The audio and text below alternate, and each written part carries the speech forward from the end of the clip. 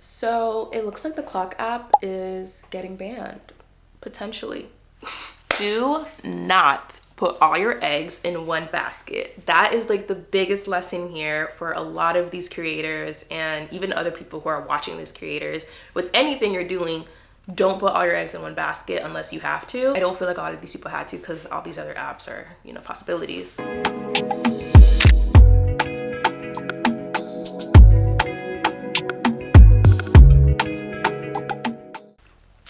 Hi everyone, welcome or welcome back to my channel. My name is Samantha and I make content here on YouTube on whatever I want. Now I'm sure you've all heard about this TikTok ban that seems like it's taking place on January 19th, specifically in the United States. I think as of today, January 10th, the Supreme Court is hearing out some arguments as to why the ban should or should not happen. So everyone is still unsure and uncertain about the outcome. And this has been a conversation for years at this point. And I'm no legal expert, but it seems like these are the main reasons why this ban is even being considered. There's a lot of concern with a Chinese-owned company having access to US data. And as we all know, the US and China are not the best of friends at the moment in this day and age. So it kind of makes sense, even though it's unfortunate for the consumers. But yeah, the US is not happy about that.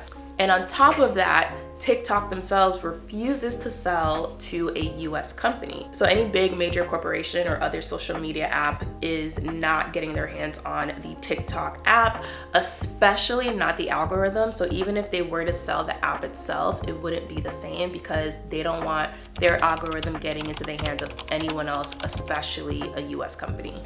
And this algorithm is really what set TikTok apart. I'm not even like a big consumer of it, but even I can acknowledge that there has been no other social media app that can compare to how TikTok has set up its algorithm to the point where it seems like it's fine-tuned to a T of what somebody wants to see based off of their own activity on the app. And on top of all that, there are claims that the US government is trying to control censorship, which is a big conversation because it's sparking debates around freedom of speech. But again, I'm not a legal expert. I don't know all the details, nor do I care.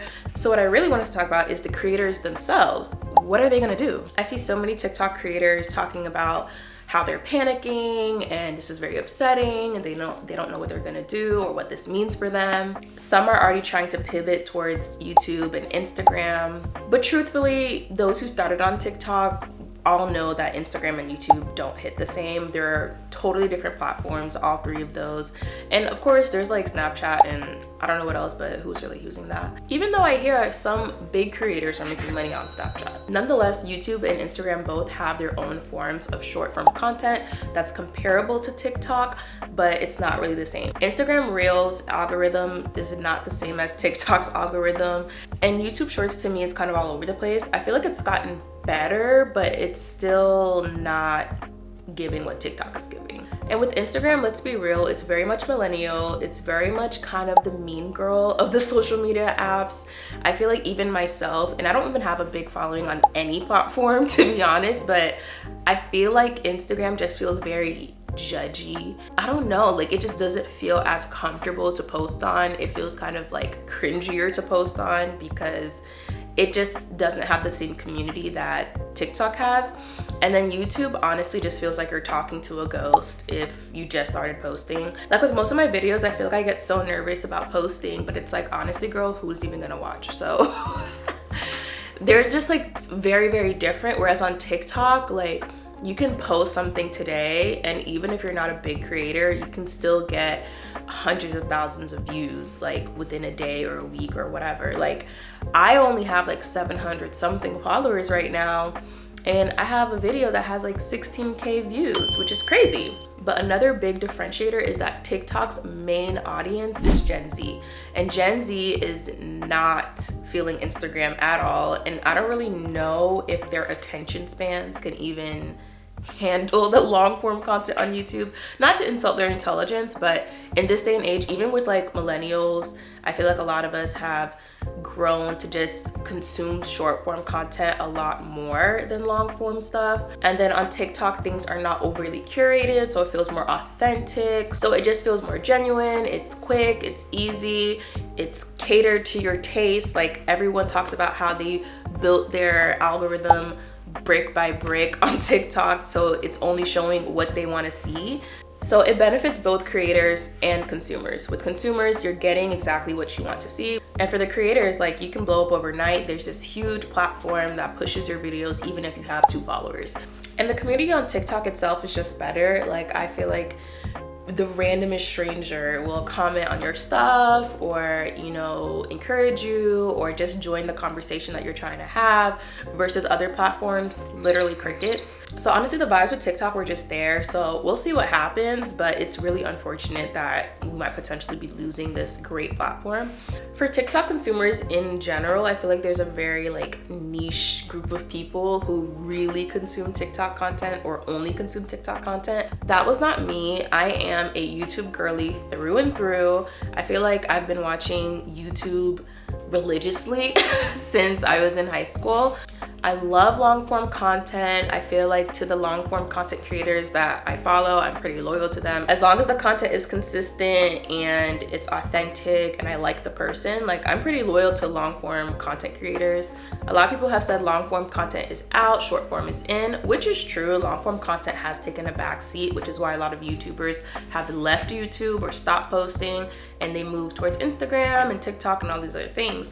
But I truly, in my heart of hearts, believe that once you've solidified a good, decent audience with long form content, like, that's way more golden than a big platform of short form, because I feel like you're more forgettable with short form content versus long form. Like, those people who follow you, whether even it's 100 people, 1,000 people, you know, 10K, whatever, versus like 1 million people who honestly barely know your name compared to the other people that they're seeing. And truthfully, I'm technically kind of like on the cusp of millennial and Gen Z, and I feel like TikTok makes my head hurt, and I think that's the millennial in me, because I feel like it's too chaotic.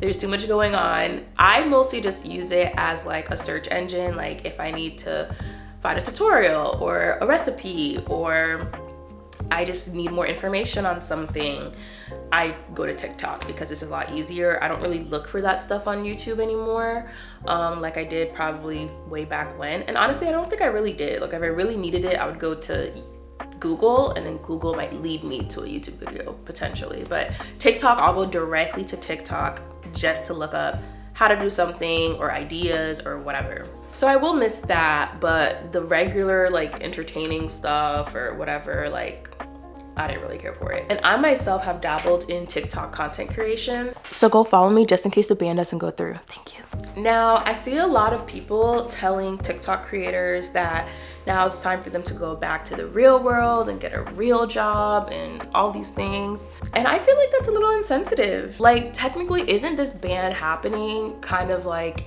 somewhat at a regular 9-to-5, and HR telling you like, hey, you have 2 weeks before you're about to get laid off? And I've been there. I've been laid off, and it sucks. I've been laid off more than once. And I think a lot of people forget that this doesn't only affect content creators on TikTok, it also affects small businesses that use TikTok primarily for their marketing. For a lot of businesses, TikTok is their bread and butter. And don't forget TikTok Shop. Like, so many people have been making money on TikTok Shop, so I don't know what's gonna happen with all of those people. Like, it's really tough not knowing where your next check is gonna come from, or how you're gonna pay your bills, or when you're gonna get your next job. And truthfully, this is a different case. So with somebody who does have a 9-to-5, usually you have like some kind of credentials or resume that you can bring to a new company, and you just go through like the regular process of job hunting. Now with content creators, it's very different. It's not like they can go to Instagram and YouTube and start submitting resumes and all of a sudden like they have a job. Like, it doesn't work like that. All of these people are self-employed, they're entrepreneurs, they're their own business, they're their own brand.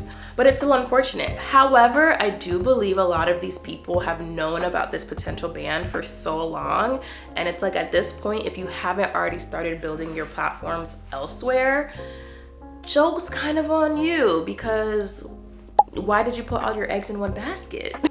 I think anyone on social media should always have a backup plan, whether it's another platform or multiple other platforms, a business that stands on its own outside of your platforms, or you have like some kind of credentials or work history where you could go back and have a sustainable job that pays you maybe not as much, but a decent amount. or you have a degree you could go back to, or something. Like, everyone should always have a plan B if you're trying to pursue content creation full time. Even myself, ideally, if I were to grow on YouTube or grow on whatever platform, I could still go back to my 9 to 5. Like, I went to school, I have a degree. Oh.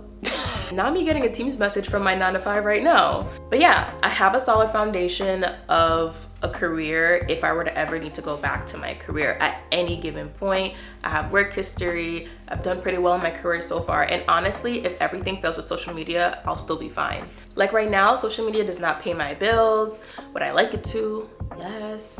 But I'm fine as it is right now. I'll be fine if I blow up. I'll be fine if I don't. But a lot of these people on TikTok who got big overnight and they stopped working on other things, they're the ones who really messed up. Because I think the fact that none of us own these platforms should understand that literally tomorrow they could disappear. Not saying that it would, like, I don't feel like YouTube's going anywhere, Instagram's not going anywhere. Obviously TikTok was iffy and it's been iffy, but for the most part, I think we kind of just assume we're gonna wake up the next day and these things will be in place and they'll be fine. But nothing is guaranteed. Things can really just shut down in the blink of an eye. Because does anyone not remember Vine? But all in all, I feel like the world has existed and was spinning before TikTok, and it'll continue to do so after TikTok. It's not the end of the world. Even for the people who are making money and making a living off of the app, they will be fine as long as they know how to pivot to something else, whether it's a different platform or a different career path in general. I think it's just all about knowing how to pivot. And I think this is a lesson learned. Don't put all your eggs in one basket, and be very prepared to just make moves and adapt at any given point. I think we're gonna see a huge wave and influx of TikTok creators moving to Instagram and YouTube, which is great because I do feel like these other platforms do need some of that TikTok creativity and that vibe. But honestly, I don't think all creators who move to those platforms will succeed. I think both of them are very difficult to really break the seal and like reach an audience, your audience that you had on TikTok, unless you've already transferred them over and you're posting on there consistently and you've already grown yourself on there. I think it's gonna be really difficult. Creating engaging long form content and mastering it on a different algorithm is a whole nother beast that I don't think a lot of people are prepared for. So we'll see who stinks, we'll see who swims. But overall, I think we'll all be okay. I know a lot of the consumers are gonna feel it because that's literally where a lot of people like scroll and do like their mindless decompression sometimes, but we'll be fine. And who knows, another app might pop up tomorrow that'll be, you know, maybe just as good or better, who knows. But RIP TikTok, if this is the end, you'll be missed. That's all I wanted to talk about today, but I'd love to hear your thoughts on this TikTok ban. Are you a TikTok content creator? Are you a consumer? Are you both? Are there any new apps that a lot of people don't know of that you think is gonna start getting traction? Are you mourning and grieving TikTok possibly disappearing on us? Are you saying good riddance, or do you just not care? Some people just generally don't care about any of this.